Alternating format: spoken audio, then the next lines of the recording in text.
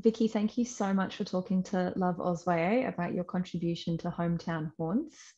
Um, I'm just going to dive straight in and ask you the question that I'm asking everyone as an opener, which is what is to you at the heart of horror? And as an author, what is to you at the heart of writing horror? I've had a little bit of an opportunity to have a think about this, and I don't think there's one answer. But one thing I found interesting the other day was I'd seen an interview with Jamie Lee Curtis, who's out promoting the new Halloween film, which I think is the fourth one that she's done in the franchise. And her character, Laurie Strode, is probably one of the most well-known examples of the final girl in film anyway. And I thought it was interesting that she said that she thinks that the heart of horror is it's the battle between good and evil. So we have the evil antagonist in Michael Myers versus the innocent, virginal Laurie Strode. And she said that she thinks horror works because they are opposites on the scale of evil, so like perfect adversaries in a way. And I listened to the interview and I thought, oh, I don't see it that way. That's not how I experience the film. It's not how I experience the franchise, and not why I identified with Laurie as a character. So that was really interesting. The way I see it, over the course of 4 films, Laurie is sliding closer to being an antagonist herself with each film. She becomes solitary and damaged and kind of relentless in wanting to kill Michael Myers in return. That, to me, is what was fascinating about horror. I don't mind a bit of creepy, supernatural, but I do like stories that get under my skin in a way where the characters, they're not just survivors, they're having to reach into some kind of dark place themselves in order to survive, and they're changing in that way. So the way I looked at, I mean, that's why I love zombie films too, but they're not the kind where they're just a horde. I want to see one zombie face on the film, and I want to stare into the abyss, and kind of wonder where their humanity went. That's the kind of personal connection I need with horror. So in terms of change, we have Laurie, who basically is going after Michael Myers in the end. So this intersection between good and evil, that's where I'm interested in horror, where it kind of overlaps, and where you have good and evil, where they're kind of interchangeable. So I honestly think that great horror, it can be a lot of things, and it leaves plenty of room for everyone to find their own dark space within it and to identify and to raise that fear level. I think if you have a horror film I go straight, I can watch schlock. I love schlock, but I also like those intensely intimate films that just to have you sitting in a dark room. And I will go to the cinema by myself and watch horror too, because no one in my family likes it. And that's become part of my routine now, because I actually really like to think about the stories under the story. So that for me is what the core of horror is, but I think it's such a fluid thing, and a great director in film and a great writer in horror leaves plenty of room for the reader or for the audience to find their own fears within the story. That's what horror is to me. Wow, that's a great answer, Vikki. It's a kind of non-answer, really, isn't it? I think almost every interview that I've done has, and when I've asked this question, the answer is often quite a vague one. It's about, examining something of, a point of discomfort. It's about liminality and in like undefined spaces. So it's, I think it's probably one of the most broad genres out there. which is also what makes it so, and there's so many different, variations on it. So it is a hard genre to define. But what I will say is that your answer has ruined my follow-up question, like blown it out of the water. So I'm also talking to give myself some thinking time. No, that's okay. We can just ramble.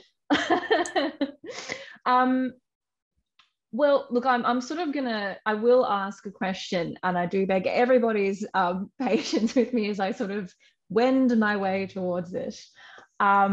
So, because I'm really interested in your comment about, for you, the horror was the sliding intersection almost of different kinds of monstrous. And I think that's a really interesting component to your story. And because, and it's really interesting because I think different readers are going to respond to your protagonist's decisions and actions in really different ways. So for me, my response was very much like, I have no problem with any of this, given what has preceded it. But if you stop and think about it, it is actually, I'm trying not to spoil the ending. If you stop and think about it, like there are some questions that are raised, and I think there's potentially the start of a problematic journey. So I'm really interested in that intersection as well between different kinds of horror and monster. And that's not really a question, but I'm hoping that you can take the ball and run with it. Sure. Yeah, there's a giant human question in this story, and I think me leaving that space for the reader was not deliberate, but more of a to expand the beliefs that I've just shared with you about the core of horror. That kind of just came instinctively to me to leave that room. So when the monster in this story is open for interpretation, who is the monster? Is it real?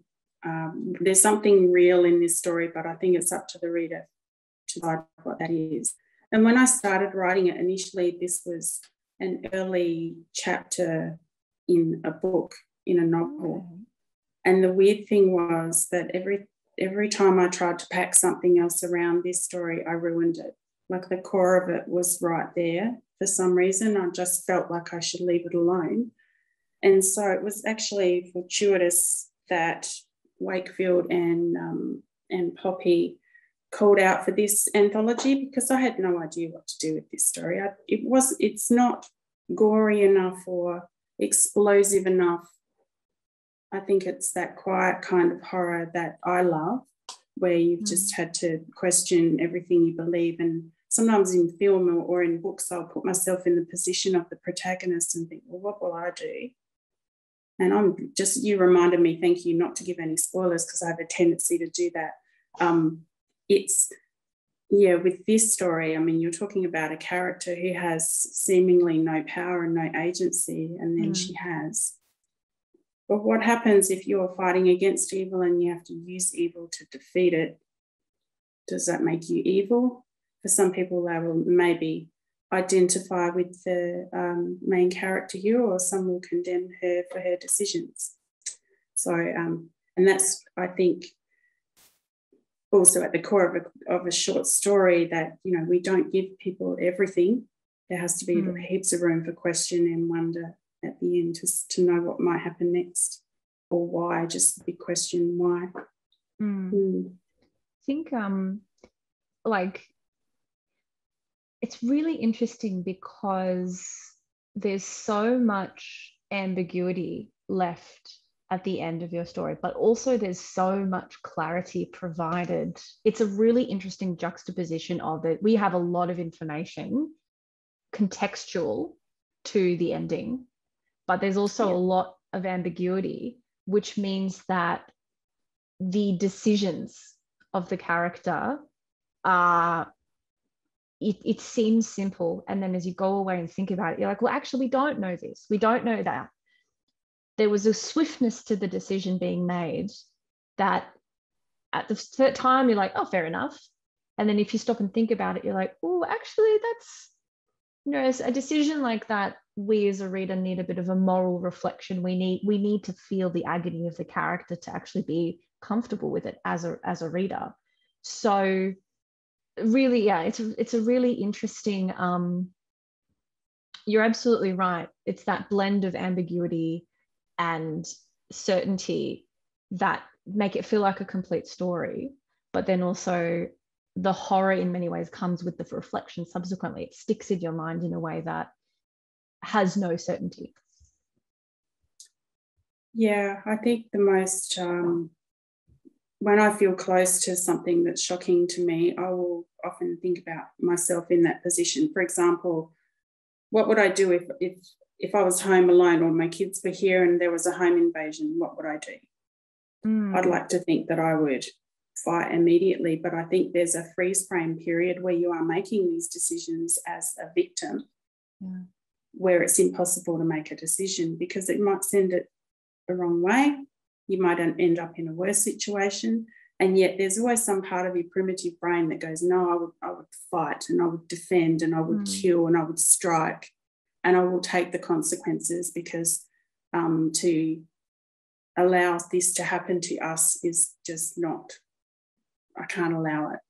And yet in real life, what do? You know, we have that period of reckoning and freezing and saying, well, would I truly do this? So I made a really conscious decision with Arlo that there was no reckoning, there was no freeze, because she is not battling her own nature, she's discovering her true nature. So there was not that moment of reckoning for her. It was pure reaction. And I guess this only makes sense if you read the story, but she's also, she wants to belong, she knows she belongs, and to not do this thing that she does is to reject the family that she has. Yeah, that's really, that's a really good point as well. It's really, it's layers. There's so many layers to a story. And I was really, when I read it, I was really quite unable to put the book down, or to put the pages down. So yeah, it was a really great story. Lovely.